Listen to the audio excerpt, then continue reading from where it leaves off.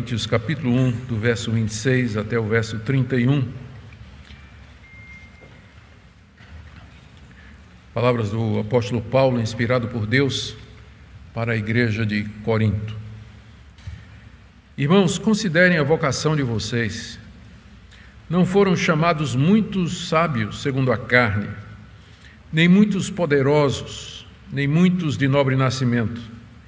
Pelo contrário, Deus escolheu as coisas loucas do mundo para envergonhar os sábios, e escolheu as coisas fracas do mundo para envergonhar as fortes.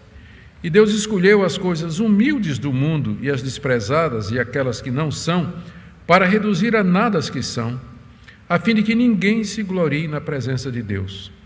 Mas vocês são dele, em Cristo Jesus, o qual se tornou para nós, da parte de Deus, sabedoria, justiça, santificação e redenção, para que, como está escrito, aquele que se gloria, glorie-se no Senhor.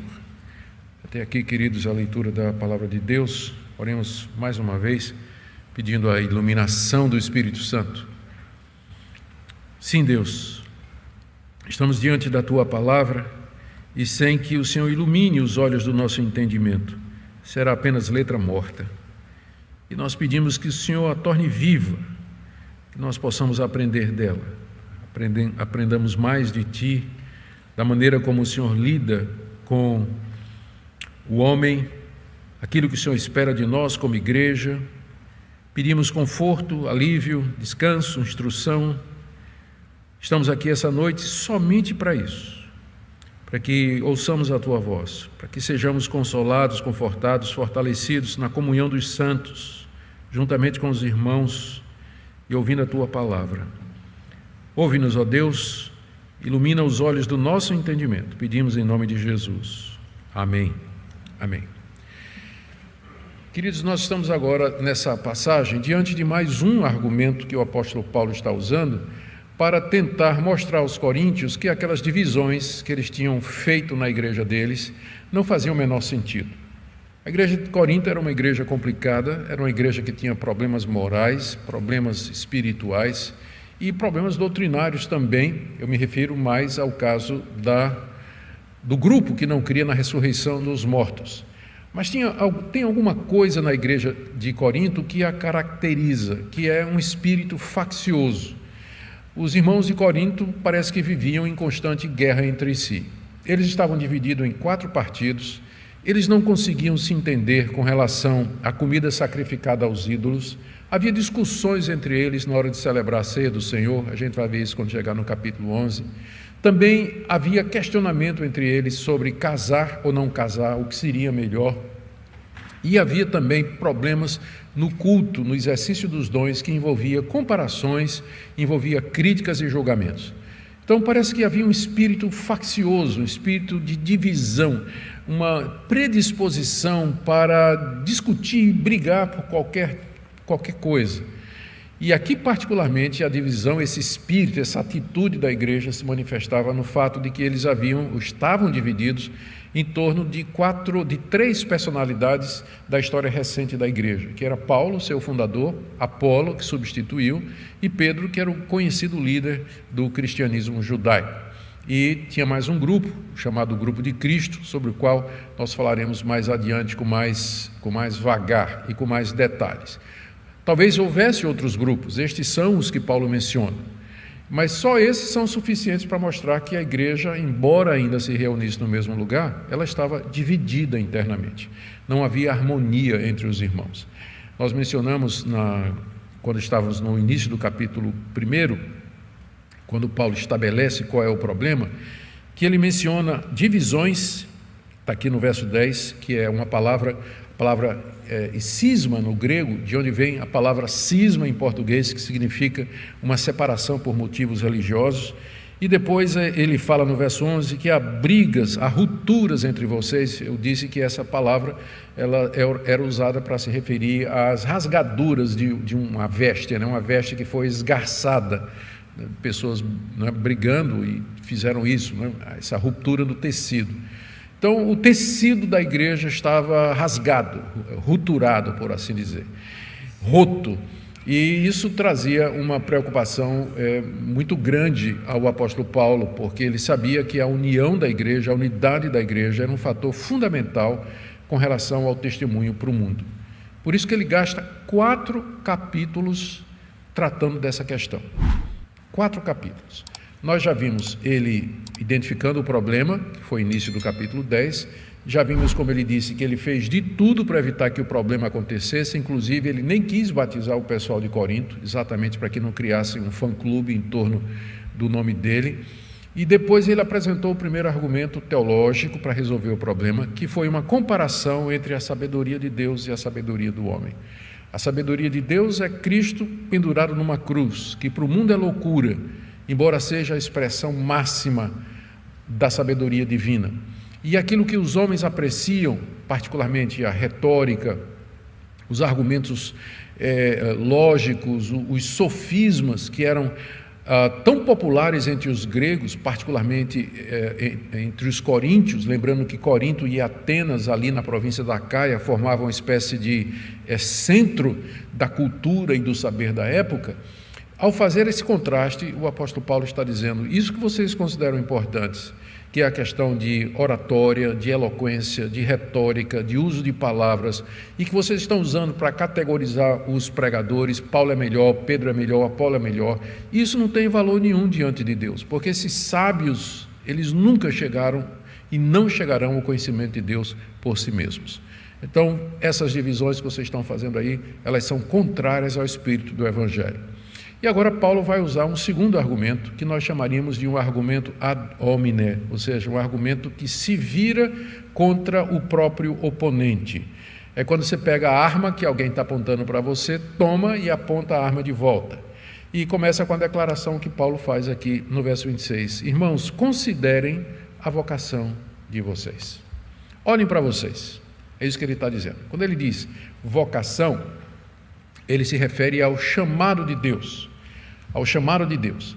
E aqui está incluído o seguinte: a maneira como Deus chamou vocês, que foi através da pregação simples, centrada na cruz, a pessoa que Deus usou para chamar vocês, o apóstolo Paulo, despretensioso, não era um homem eloquente, não era um homem cheio que usava retórica, e o tipo de pessoas que vocês eram quando Deus chamou vocês.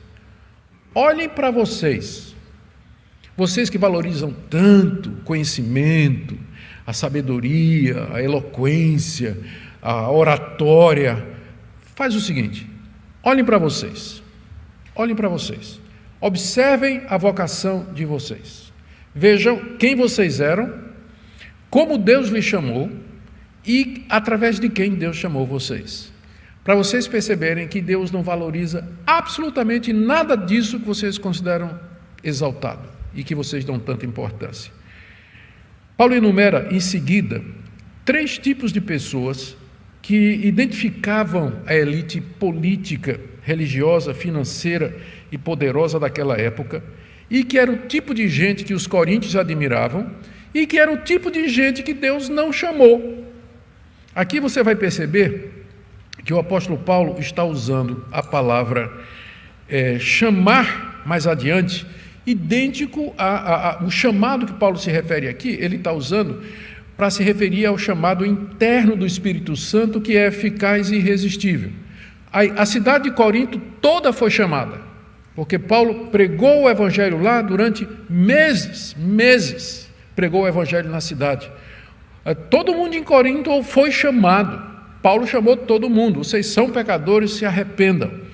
Mas aqui ele está dizendo aos que foram chamados eficazmente, internamente, pelo Espírito Santo, que foram persuadidos pela pregação do apóstolo Paulo.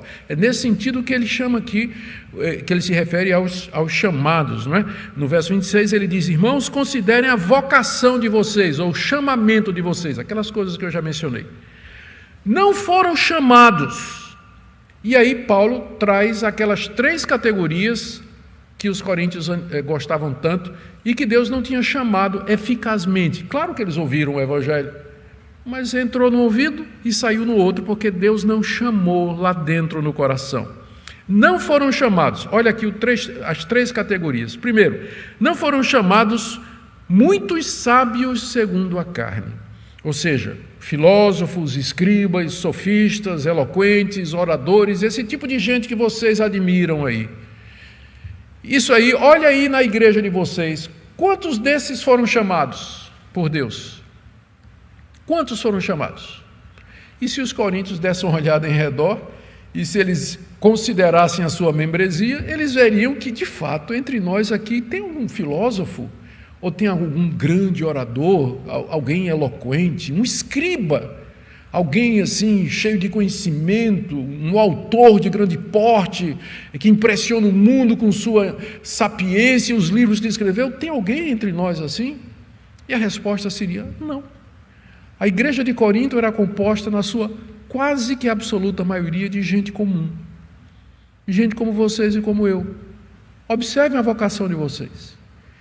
Deus não chamou muitos sábios segundo a carne, quer dizer, pessoas que da perspectiva humana seriam sábios, né? Eruditos, cientistas, conhecedores, prêmio Nobel, essas coisas todas. Vê se tem muitos desses aí, vê se Deus chamou esse pessoal.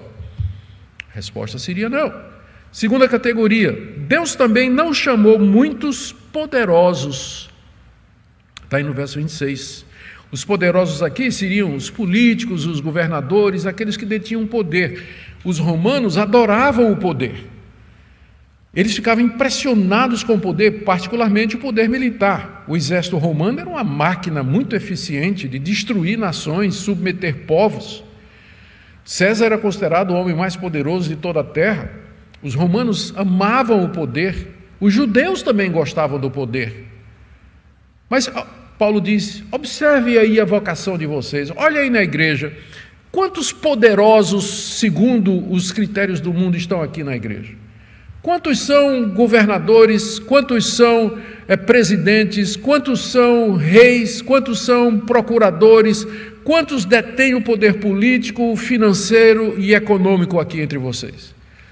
Os coríntios iam olhar entre si, quase ninguém, não tem ninguém não. Deus não chamou, não. Deus não chamou. E a terceira categoria, está aí no final do verso 26. Nem muitos de nobre nascimento. Ou seja, Deus também não chamou muitas pessoas que eram de famílias importantes e, portanto, eram ricas e tinham pedigree, tinham propriedades, eram a nobreza. Quantos nobres entre vocês? Quantos duques, quantos condes, não é? Quantos barões tem aí no meio de vocês, por assim dizer? E os coríntios iam olhar ao redor e dizer, rapaz, não tem muita gente não. É como se Paulo dissesse, vocês estão entendendo? Isso que vocês estão valorizando tanto, a ponto de vocês assim dizerem, eu gosto desse pregador porque ele é erudito, ele é cheio de conhecimento, ele é nobre, ele é imponente, ele impressiona, esse tipo de coisa. Não vale absolutamente nada para Deus, vocês estão indo ao contrário do espírito do Evangelho. Essas divisões aí entre vocês, por conta de pregador, de quem é o melhor, de quem é superior, isso não tem nada a ver, é contrário inclusive à própria vocação, é contrário àquele tipo de gente que Deus chamou para ser seu. Quem Deus chamou de entre o mundo para fazer parte da sua igreja? A grande maioria da igreja cristã, desde o seu nascimento até o dia de hoje, a sua grande maioria sempre foi composta de pessoas comuns. Pessoas comuns. E não é que Deus fez uma escolha preferencial pelos pobres, como alguns teólogos da libertação vão querer dizer. Não. É porque Deus tem um propósito. Ele quer abater a arrogância humana e Ele quer exaltar aquilo que para o homem não tem valor ou significado nenhum. Essa é a razão para que no final a glória seja dele e de ninguém mais. Então, primeira coisa, observem, olhem para vocês, olhem a vocação de vocês. Vejam quem Deus não chamou. Ele não chamou exatamente essa categoria, essas três categorias de pessoas que no mundo antigo, da greco-romano, representava a elite dominante. Então, Deus não chamou, né? Não chamou gente daí. E quem Ele chamou? E aqui vem o que Ele diz do verso 27 até o verso 28. Ele diz assim, pelo contrário, e aí vem três categorias, cada uma delas correspondendo às anteriores. Pelo contrário, verso 27, Deus escolheu as coisas loucas do mundo. Perceba que agora ele não fala mais a palavra chamou. Ele agora usa a palavra escolheu, porque é a mesma coisa. Aqueles a quem Deus escolhe, ele chama. E ele só chama a quem ele escolhe. Os outros todos vão ouvir o convite, mas vai entrar aqui e vai sair aqui. Eles vão escutar o Evangelho, não vai acontecer absolutamente nada. Queridos, ninguém se torna cristão e entra na igreja por iniciativa própria. Tem que ser a convite. Tem que ser via chamado íntimo do Espírito Santo lá dentro. Senão você nem vai querer entrar. Você não vai querer nem fazer parte, se Deus não, pelo Evangelho, escolher você e chamar você. Muitos são chamados. Essas duas palavras, parece que Paulo aqui está refletindo o que Jesus disse. Muitos são chamados, mas poucos os escolhidos. Há um chamado geral, mas são poucos aqueles escolhidos que atenderão a esse chamado. É isso que o apóstolo Paulo está ensinando aqui.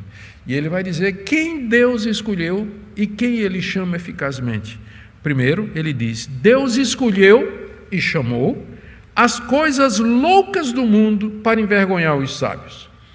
As coisas loucas do mundo, ele se refere aqui aos que, para o mundo, eram tolos, sem educação, intelectualmente incompetentes, que não tinham tido uma formação no conhecimento daquela época. Eram pessoas ignorantes, os loucos. A palavra louco é usada aqui não no sentido de, que não tem, mas no sentido de pessoas sem instrução, sem capacidade, intelectualmente incapazes ou incompetentes. Incompetência é a palavra certa aqui. Foi exatamente esse tipo de gente que Deus resolveu chamar. Deus escolheu e chamou esse tipo de gente que não causa muita impressão, que não se destaca como os grandes filósofos, os grandes retóricos, os sábios, os entendidos daquela época. E Deus fez isso com um objetivo. Está no final do verso 27. Deus escolheu as coisas loucas do mundo para envergonhar os sábios. Em que sentido? Para que no dia do juízo, esses que se consideram sábios segundo o mundo, eles vão descobrir que diante de Deus a sabedoria deles não valeu nada, que na verdade eles foram tolos, e aí eles vão passar vergonha. Porque Deus vai dizer: eis aqui os que eu escolhi. Pessoas que você desprezou, pessoas que você não considerou, porque não tinham DDD, PhD, TNT, ODD, todos esses títulos acadêmicos aí, e que você olhou de cima para baixo. Foi exatamente esses que eu escolhi e esses que eu chamei. Por favor, não me entenda mal. Eu não estou dizendo que o caminho da salvação é você cair fora da escola e da universidade. Não estou dizendo isso. Se você puder estudar, estude. Se você puder progredir, progrida. Se tiver oportunidade de avançar no conhecimento, faça isso. Faça isso. Mas o que eu quero dizer é que Deus não se impressiona com isso. E não se impressiona. A escolha dele e o chamado dele não depende de qualquer coisa que ele viu ou previu no indivíduo, como às vezes algumas correntes que querem amenizar a doutrina da eleição tentam dizer que Deus previu, a onisciência de Deus olhou lá no futuro quem haveria de tomar alguma atitude meritória e Deus então recompensou com a salvação. Esse texto aqui está dizendo que não tem nada a ver. Deus chama e escolhe exatamente com base em nada do homem. Nada. Os que teoricamente se candidatariam a ser membros do reino de Deus são exatamente esses que Deus não chamou. Ele chamou as coisas loucas do mundo exatamente para envergonhar as sábias. Paulo continua aqui. E Deus escolheu, estou no verso 28. Deus escolheu as coisas humildes do mundo. Deus escolheu as coisas humildes do mundo. O que seriam as coisas humildes do mundo? Aí eu pulei o fracas aqui, Pulei. No verso 27, Deus escolheu as coisas loucas. Sim, está aqui. No verso 27, eu sabia, eram 3, eu só estava me lembrando de 2. Está aqui. E escolheu as coisas fracas do mundo para envergonhar as fortes. As fortes seriam as poderosas, as pessoas que tinham poder político, econômico, financeiro. Os fracos seriam exatamente aquelas pessoas sem poder, sem influência. As pessoas comuns, que não têm nem poder e não têm influência. Não têm influência sobre os destinos do povo, os destinos do país, os destinos da cidade. Não tem. Absolutamente não tem. Não tem nem poder financeiro, poder político ou qualquer influência que faça diferença no lugar onde eles estão. São esses os fracos para o mundo, né? Pessoas que o mundo considera fraca e que usa como gado às vezes. E Deus escolheu exatamente, foi escolher para a sua igreja gente que pertence a essa categoria, os fracos segundo os padrões. Para quê? Pela mesma razão, para envergonhar os fortes, para que no dia do juízo, os fortes e poderosos, eles verão que, na verdade, toda a fortuna, todo o poder, toda a arrogância deles não era nada diante de Deus, era fraqueza diante de Deus, e que Deus optou por aquelas pessoas que a vida toda eles desprezaram e que não tinham o menor interesse, porque eram fracos. E agora sim, a terceira categoria, verso 28, Deus escolheu as coisas humildes do mundo, as desprezadas e aquelas que não são. É o contraste que ele faz com os de nobre nascimento, ricos, de linhagem real, de família importante. Esse pessoal humilde, desprezado, né? Os plebeus, os pobres, sem valor ou sem importância, Deus foi buscar exatamente do povão aqueles que são seus. Aqui é um método de Deus. Isso aqui não é alguma coisa que Deus fez só em Corinto, não. Isso é alguma coisa que Deus vem fazendo desde o início da criação, desde o momento em que o homem pecou e se afastou de Deus, desde o momento em que o homem quis ser autônomo, ele quis ter o conhecimento do bem e do mal por si mesmo e abandonou Deus como referência. E ele começa a sua trajetória na terra, onde ele quer ser o seu próprio Senhor, quer ter domínio sobre a sua própria vida, e se esquece de Deus e faz deuses segundo a sua imagem. E todo o processo, todo o caminho da redenção visa ou segue esse fio, essa tendência. Deus abate o homem da sua arrogância e do seu orgulho e exalta as virtudes contrárias àquilo que o homem pensa. Deus abate os orgulhosos e exalta os humildes. Esse é o caminho de Deus. Há um método aqui que Deus segue da Bíblia toda, de Gênesis a Apocalipse, e é exatamente esse aqui. Ele inverte, não é? Ele dá uma invertida na perspectiva humana. O tipo de gente que... Aqui, só para reforçar o que eu estou dizendo, o tipo de gente que havia na igreja de Corinto, vamos fazer o que Paulo está dizendo aqui no verso 26. Irmãos, considerem a vocação de vocês. Vamos ver que tipo de gente Deus chamou. Capítulo 6 de 1 Coríntios. A partir do verso 9. Apresento a vocês a membresia da igreja de Corinto. 1 Coríntios, capítulo 6, a partir do verso 9. Ou vocês não sabem que os injustos não herdarão o reino de Deus? Não se enganem, nem imorais, nem idólatras, nem adúlteros, nem afeminados, nem homossexuais, nem ladrões, nem avarentos, nem bêbados, nem maldizentes, nem roubadores herdarão o reino de Deus. Alguns de vocês eram assim. Mas vocês foram lavados, foram santificados, foram justificados no nome do Senhor Jesus Cristo e no Espírito do nosso Deus. Então, seguindo o argumento do apóstolo Paulo, olhem a vocação de vocês. Percebam quem é que Deus não chamou. Deus não escolheu e não chamou exatamente essas pessoas que vocês exaltam, que vocês admiram, e cujas qualidades vocês usam para fazer distinção entre os pregadores cristãos. Eu sou de Apolo, sou de Pedro e sou de Paulo. E vejam agora quem Deus escolheu e quem Deus chamou. Exatamente o tipo de gente que vocês eram. Alguns de vocês eram ladrões. Eram bêbados, viviam pelas ruas, pelas sarjetas.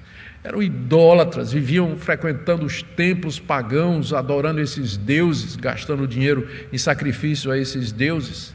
Levavam uma vida imoral, praticando todo tipo de indecência sexual. Era isso que vocês eram. E por que agora vocês estão valorizando tanto o homem? Por que vocês estão exaltando homens? Olhem a vocação de vocês, vejam de onde vocês vieram, vejam como Deus chamou vocês e como Ele mudou vocês. Aqui eu faço uma citação de um historiador chamado Olshausen. Ele diz o seguinte: toda a história da expansão da igreja nos primeiros séculos é uma vitória progressiva dos ignorantes sobre os eruditos, dos humildes sobre os elevados, até que o próprio imperador depositou sua coroa diante da cruz de Cristo no século IV. Bonito, né? Que coisa maravilhosa, é exatamente essa a história da igreja. Qual a razão pela qual Deus fez isso? Já mencionamos, Deus quer envergonhar o homem, Deus quer derrubar o homem da sua posição de arrogância e de vaidade, mas a motivação última está aqui no verso 29, quando Paulo diz: a fim de que ninguém se glorie na presença de Deus. Lembrando o contexto, considere a vocação de vocês, verso 26. Deus não chamou ricos, poderosos, nobres, sábios, inteligentes. Não. Pelo contrário, verso 27, Ele escolheu as coisas loucas, as fracas e as humildes. Por que Deus fez isso?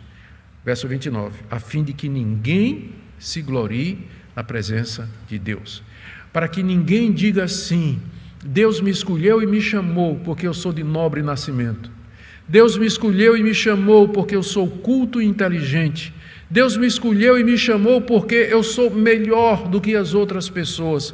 Deus me escolheu ou me chamou porque Ele viu que eu tenho uma moralidade melhor do que os outros.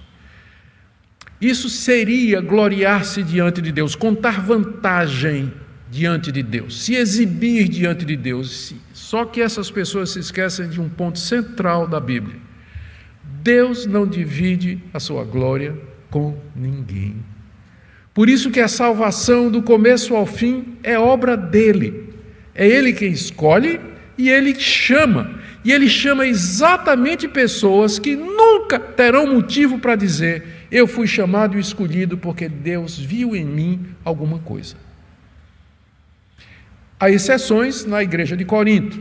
Para a gente ser totalmente justo, nós temos aqui um homem chamado Erasto na igreja de Corinto, que era o tesoureiro da cidade.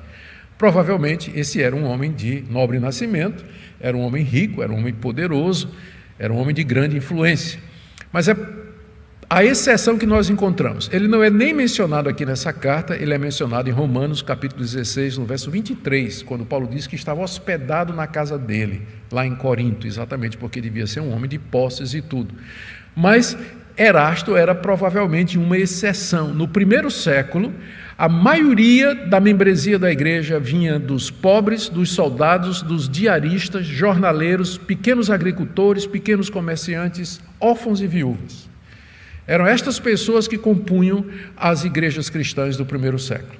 E foi assim até o século IV, até que o cristianismo virou a religião oficial do Império Romano, e aí o próprio imperador era membro da igreja.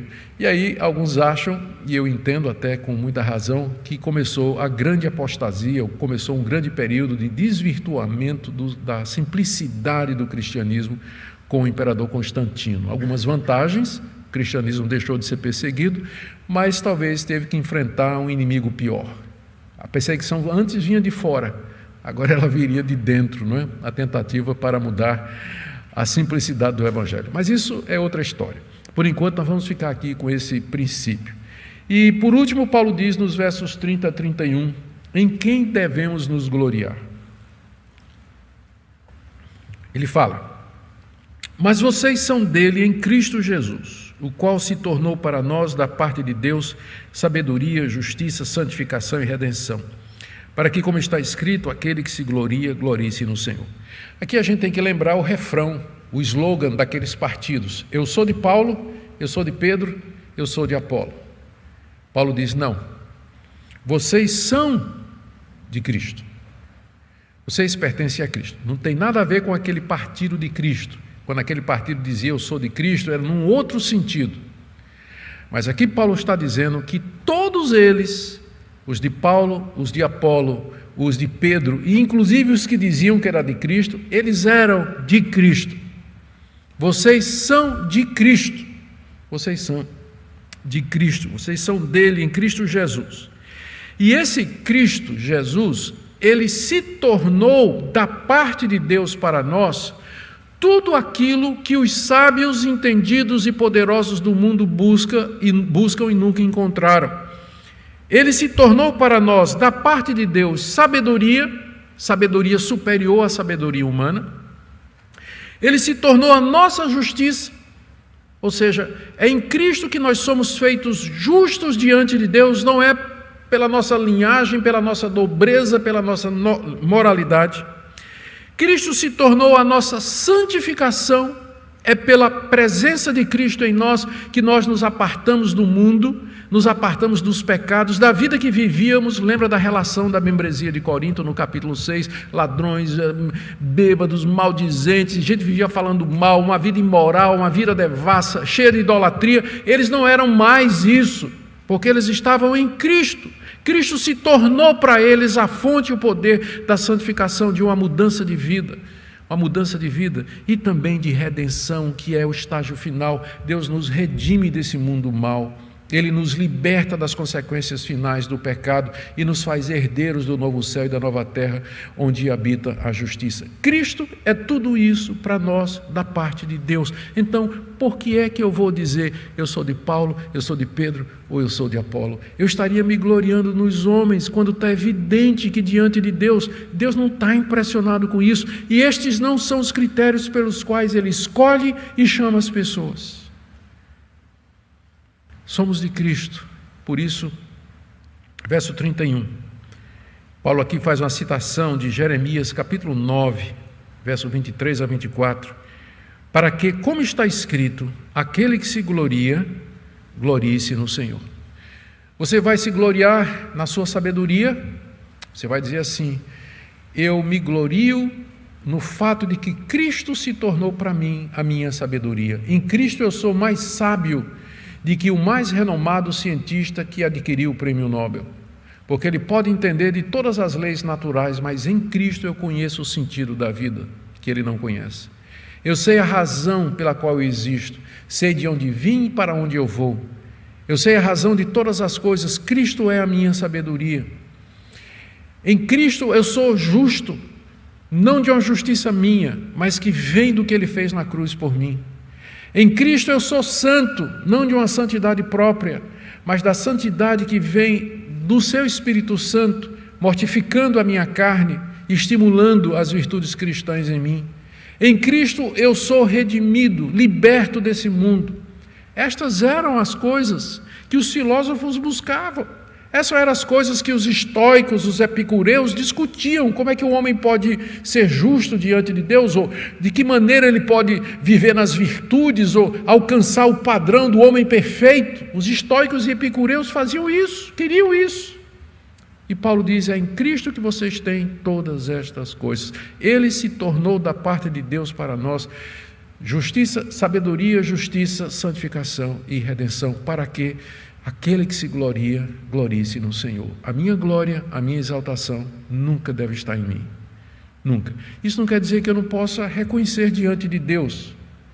Por exemplo, se você é uma mulher bonita, não faz mal você dizer, eu sei que sou bonita, mas isso é porque eu nasci assim, não contribuí nada para isso. Eu nasci bonita. Então, graças a Deus por isso. Então, se você é uma pessoa inteligente, graças a Deus, não faz mal você admitir. A verdadeira humildade não é você negar a verdade. Não é porque tem uma falsa humildade. Não, eu não sou inteligente. Não, eu não prego bem, não. Que é isso? De jeito nenhum, não. Isso é falsa humildade. Claro que você prega bem. Claro que você é inteligente. Claro que você é um bom atleta. Claro que você é um excelente profissional. A humildade é você reconhecer a verdade a respeito de você mesmo e dar graças a Deus por ela. Eu sou isso sim, mas eu sou o que sou pela graça de Deus. Então, a falsa humildade às vezes é pior do que o orgulho, né? Às vezes é pior do que o orgulho. Na verdade, é falsa humildade e orgulho invertido. Orgulho invertido e é perigoso e sutil, e a gente precisa ter cuidado com isso. Aquele que se gloria, glorie-se no Senhor. Vamos para o fim, algumas aplicações práticas. Primeiro, uma palavrinha para você que está me ouvindo, presencialmente ou pela internet, e que pensa que creem e são salvos porque tomaram a iniciativa de ouvir e crer no Evangelho. Eu sei que há muitos queridos irmãos que foram ensinados dessa maneira, que a salvação é o resultado de uma decisão e de uma iniciativa sua, que você que resolve. Deus preparou tudo, é mais ou menos assim. Deus preparou uma máquina de salvação, mandou seu Filho Jesus morrer na cruz, ressuscitou dos mortos. É uma grande máquina com um botão vermelho escrito play. Está lá. Então você que vai chegar lá e vai olhar e vai fazer play. E aí você é salvo. Ele fez tudo, mas tudo depende de você tocar ali. Se você não tocar ali, tudo que Jesus Cristo fez foi em vão. Morreu em vão, derramou seu sangue em vão, ressuscitou em vão. Se você não tocar no botão play. Mas eu quero dizer que, pelo que a gente está lendo na Bíblia, é mais ou menos assim. Sim, Deus preparou todo o sistema da salvação. Sim, vamos usar a metáfora, Ele preparou a máquina, sim, mas Ele fez mais ainda. Ele pegou a sua mão e empurrou lá. Você é verdade, você teve de crer. Deus não crê no seu lugar. Você teve que aceitar. Deus não aceita em seu lugar. Mas foi Ele que chamou você, convenceu você, persuadiu você de tal maneira que você que você livremente, alegremente, totalmente livre, você foi lá e disse: eu creio e eu quero, e eu aceito, e eu me submeto a Jesus Cristo. Mas no fim você vai dizer: tudo isso veio de Deus. Porque senão de que outra forma vai cumprir o que diz o verso 31? Aquele que se gloria, glorie-se no Senhor. Como é que você vai se gloriar no Senhor se você acha que você de alguma forma teve alguma participação sua na salvação? Então você vai dividir a glória com Deus. Você não vai poder mais orar assim e dizer: Senhor, eu te agradeço porque o Senhor me salvou. Não, você vai orar assim: eu me agradeço porque eu me salvei. Eu me agradeço porque... Não é? Para ser coerente, não era assim que você devia orar? Mas Ele escolheu e Ele chamou. Por isso que toda glória é dele. E é por isso então que os coríntios não deviam estar se dividindo em torno de pessoas. Então essa é a minha primeira aplicação. A segunda é para com aqueles queridos que se impressionam com a humanidade e suas conquistas. E na verdade é impressionante, não é? As descobertas científicas, os avanços tecnológicos na área da medicina, da ciência, enfim. Não é? É impressionante como o homem é capaz de fazer tudo isso, a gente fica impressionado. Mas não fique tão impressionado assim, porque existe uma sabedoria superior, existe um conhecimento maior, que procede de Deus e que vai durar eternamente. Não se impressione com isso a ponto de você julgar as pessoas, escolher as pessoas, ser preconceituoso com as pessoas, com base exatamente naquelas categorias que nós descrevemos aqui. Porque não é assim que Deus funciona. Deus não se impressiona com realeza, inteligência, cultura, nobreza, poder, eloquência, retórica. Deus não se impressiona com nada disso. Nós podemos apreciar essas coisas, mas nós devemos dizer que no final elas não cumprem papel nenhum na decisão de Deus em dizer: essa é a minha igreja, esse é o meu povo, e estes são aqueles que eu vou chamar para serem meus. Por isso, não fica dizendo: eu sou de fulano, sou de cicrano ou fulano. Esse é o ponto. Aqui também uma palavrinha para aqueles queridos que gostam de elogiar, lisonjear, exaltar pregadores, pastores e líderes. Como eu já disse antes, é muito gostoso ouvir um elogio. E eu não faço segredo disso, né? Eu gosto quando as pessoas dizem: pastor, o senhor pregou bem. Bem, coisa boa. Eu suei a camisa durante a semana para isso. Então estou feliz de saber que foi bom. Mas a gente sabe que no fim é a graça de Deus só, é a misericórdia de Deus. Mas você precisa ter cuidado, porque de fato, como o próprio pastor Cláudio, nosso pastor, estava pregando ontem à noite, o nosso coração, toda vez que a gente elogia, o coração da gente tende a se exaltar. E o pregador, ou líder, ou professor, ou qualquer pessoa que esteja em exposição, em visibilidade, ele é tentado por esse tipo de coisa. Então sejam cuidadosos quando vocês forem fazer isso, porque a luta dos pregadores é contra o seu próprio orgulho, e às vezes os membros não ajudam, né? Os membros não ajudam. Tem os dois opostos, os membros que nunca dizem nada, a igreja que nunca diz nada, e o pastor vai para casa derrotado, né? No fundo do poço, achando que pregou o pior sermão da vida. E tem gente que sai da igreja pensando que é Charles Spurgeon, né? Então a gente tem que achar um equilíbrio aí, tá bom? Também uma palavrinha para aqueles que perguntam o motivo de Deus fazer as coisas. E essas perguntas se aparecem em diversos pontos. Por que Deus criou o mundo? Por que Deus permitiu a tentação? Por que Deus colocou Adão e Eva em provação se ele sabia que ia cair? Por que a presença do mal? Então tem muitas perguntas por quê Deus fez isso ou aquilo em várias etapas da história bíblica. E a resposta é invariavelmente a mesma. É essa daqui, do verso 29 e do verso 31. A fim de que ninguém se glorie na presença de Deus, e para que, como está escrito, aquele que se glorie, glorie do Senhor. Ou resumindo, Deus faz tudo para a sua própria glória. Ele faz tudo. Essa é a motivação final e última de Deus. É a resposta a todos os porquês, todos eles, para a maior glória de Deus. A gente pode não saber como isso funciona, mas a gente sabe que no final é isso que vai acontecer. Deus vai receber a glória, Ele vai receber toda a glória, desde a criação do mundo, a queda e a redenção, toda a glória será dele.